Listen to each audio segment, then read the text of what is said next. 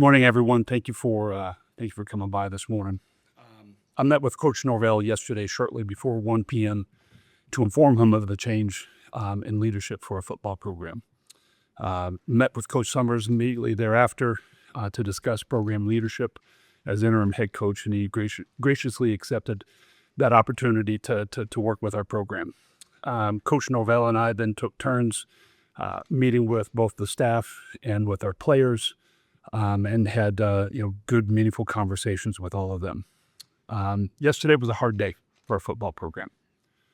When a decision like this is made, it affects more than just the head coach and his family. It affects a lot of families. There's a lot of people on our staff.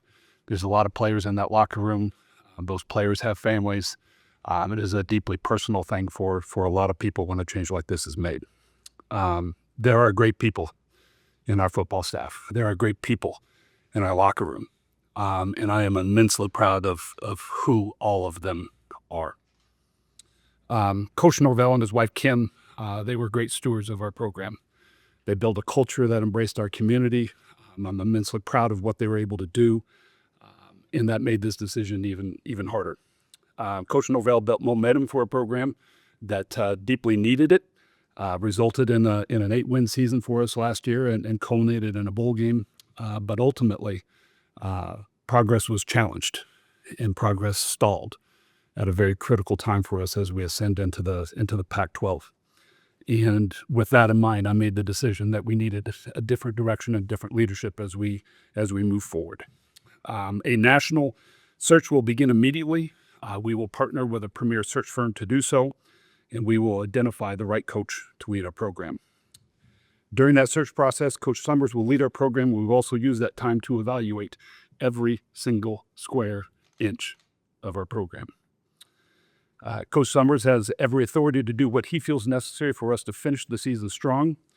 I have complete faith in his ability to lead, to represent our university, and to recruit to our program, and that is about to be on display for all of you. This program is now fully focused on our game versus Wyoming on Saturday. This rivalry game and the traditions that surround it are among the absolute best in college football, and we're going to celebrate that this week. I'm excited for Coach Summers to lead us into that game and take full advantage of the upcoming bye week as well, for us to prepare to finish strong and to continue to recruit to our program.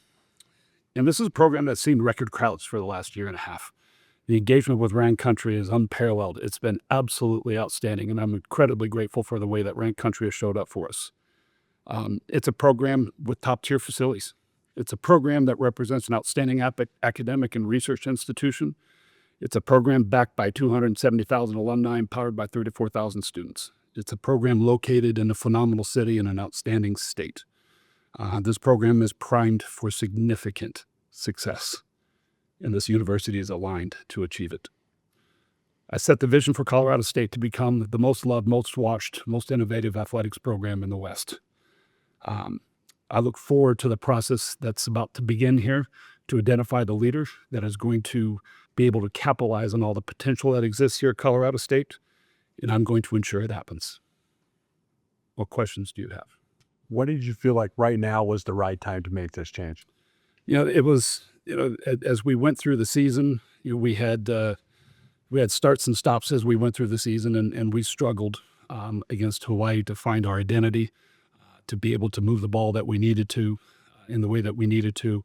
And it was an opportunity for us to get Coach Summers focused on what the future of Colorado State football is, headed into the rivalry game. And it also gives us an extra week as we head into the bye week to make sure that we are prepared from a recruiting perspective. So as opposed to doing this, the following week, during the bye week, I actually wanted to get started a little bit earlier, so that we could get as much momentum as we can as we head into a very critical bye week after our game against Wyoming.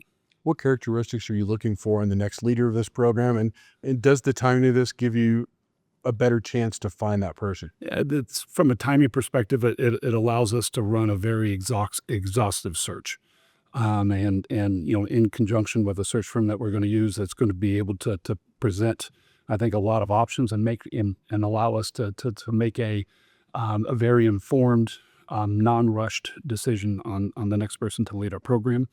The trait in terms of what we're looking for, about the only thing that I'm going to say is that it needs to be collaborative.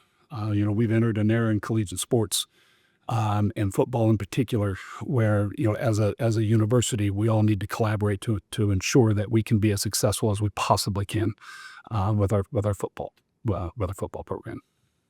What conversations were had with Jay throughout the season leading up to the decision yesterday? So we had we talk every week after the result of a game, and we all had the entire program. We all had a lot of high expectations for this particular season. We entered it with a lot of excitement, and ultimately it did not deliver out on the field.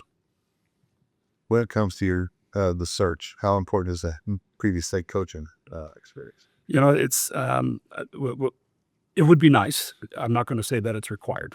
One of the things that I have learned going through multiple different types of searches is that you always find people that you didn't think that you would find in that process. And one of the things that I don't want to do is that I don't want to limit us to how we think about who the next coach could be, where they come from, what their experiences are. Just as much of important of who that person is who they surround themselves with and the processes that they bring with them. And I want to make sure that we are open to hearing everyone's story. John G. addressed this Saturday night at quite early on about the crowd and the performance relative to the crowd. There's probably been, was there a few too many of those at those moments in hindsight of the last 2 years? Again, you've got about the turnout and people wanting to be at the CU game Saturday night, things like that. Yeah, we've had outstanding support from our fans over the last year and a half. When I look back, I believe it's 6 of the top 10 crowds in Colorado State football history have happened in the last season and a half. And that is just an amazing achievement for this program and all the staff that we have on the administrative side that has worked so hard to put people in the stands. And I think it proves that this fan base is excited for a winner. They want to support a program that wins. And, this gives us an opportunity and a stage to engage our community in an incredibly powerful way. And it's important to the university as a whole, when we're able to put that many people in the stadium. So when we do that, we also need to make sure that we put a good product on the field for those folks. Aside from wins and losses, what did you see as the biggest shortfall with this team that Jay wouldn't be able to fix throughout the end of the season? It's really about momentum. And it's, when you look at everything around a program is more than its head coach. It's more than a stadium. It involves everything around it. And that's everything from recruiting to, how we scheme, to how we coach, who we put on the field, decisions that we make. So I would say all of that went into the decision. Do the recent changes with the transfer portal and the new window for when a coach is dismissed, did that factor in of making this maybe more feasible to do in season? No. Yeah. What's the financial impact for this, and does it have any impact, I guess, in hiring the next coach? So the Jay's contract, we will owe him $1.5 million for the remainder of his term. You mentioned recruiting. How much do you think about moving to the Pac-12 in the NIL era in this to see? We absolutely have to enter the Pac-12 with a full head of steam. The opportunity for Colorado State is very, very, very real. And when you look at all the attributes here at CSU, it is all here for us to be wildly successful as we move into the Pac-12. And the goal for us is to play in and compete in the college football playoff. And there is a very, very, very clear path that goes straight to Fort Collins on that. What kind of coach is able to get players now in this new era that help this team into? Yeah, historically, Colorado State has recruited very well out of the state of Texas, out of the state of California. Our local players here in the state of Colorado are incredibly important to us. So, connections in that portion of the country, somewhere on staff, it doesn't necessarily have to be that head coach, but somewhere on staff, I think are going to be important to the success of CSU. given Coach Mummy's relationship with the team, like how much consideration did he get interim position? I made the decision to go with Coach Summers because I thought he was best qualified and best suited to do so. Without having a clear-cut future leader, how does that affect your process in recruitment? Because you talk about recruitment being very important, but how does that affect? Well, with Coach Summers and the recruiting staff that we have, the one of the first things that happened is that last night, Coach Summers and Scott Sidwell, our deputy AD, spent time on the phone with a whole bunch of our recruits and made sure that they understood the process that we were going through. And I do believe that they're going to be very, very good representatives of the program. And I fully anticipate, with the seriousness of where we are in the future of Colorado State, that we're going to put together a really, really strong recruiting class. CSU has obviously struggled to sustain success in football. How much of this process is some of that, getting the outside viewpoints from people on why and what might be part of the fix for this? Yeah, and I said the statement a moment ago, a program is more than a head coach or a stadium. There are so many facets to a program.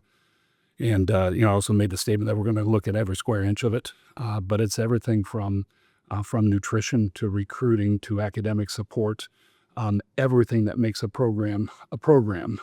We've got to make sure that we're investing in all the right spots to support ultimately the product that gets put on the field. So we are going to go through a very deep dive analysis of our program and what we need to do in order to ensure that we sustain success, because we haven't done that. We've had moments of success and we've had moments of wishing that we would have done better. And when I look at the attributes here at CSU, there is no reason for us to not be successful year over year. How have the guys in the locker room taken everything? Very disappointed, obviously. One of the things that that I admire about Coach Norvell is the culture that he's built on his team. It's a tight group of coaches. It's a tight group of players, and very proud of that. So we had a conversation around that. I think they're in a good space today. Yesterday was about the program. It was about Coach Norvell. It was about the relationship that that the players and the staff had and have with Coach Norvell. And today is about moving forward. And so it was a good opportunity for folks to spend time with Jay yesterday. Thank him for what he has done for all of them. There's a lot of players that are, a lot of people that are in Fort Collins because of Jay Norvell. And we wanted to make sure that we gave the time and space to allow that to happen. With how much individual success has been shown from the players this year, how much confidence is there, with the current roster for the program? But with any roster, year over year, you're going to look at opportunities of how do you get better. We've seen a lot of injuries this year, and that's another place that we're going to go through and really try to dig into and understand what the root causes is of every single one of those to see what preventative measures that we can put in place. But one of the things that you've got to do when you go through a season is that unfortunately injuries are a part of the game, and we've got to make sure that we continue to develop talent and build depth so that we can sustain those sorts of scenarios. What was Jay's reaction when you broke the news, and do you think he had any sense that this could have been coming at this? Jay and I had a very respectful conversation. He's a professional. I admire that about him. He understood. It was a short conversation, but he understood, and we moved forward. So why now? Why not wait till December when the contract's over? Was this a way to thank him for everything, kind of give him a bonus? I'm not sure about giving. I'm not sure what you're asking about there, but it was just time for us. We wanted to make sure that we could prepare, like I said earlier, a non-rushed search, and be able to do this very thoroughly and work through this at a time that we didn't have to make speedy decisions. So this gives us the ability to do that. And it also gives us the ability to reset for the season. There's still a lot to play for. There's a lot of football left to be played. We have 2 rivalry trophies, that we've got, and you never know what happens over the course of these last 5 games. And we really wanted to give Coach Summers an opportunity to see what he can do at the head of our program.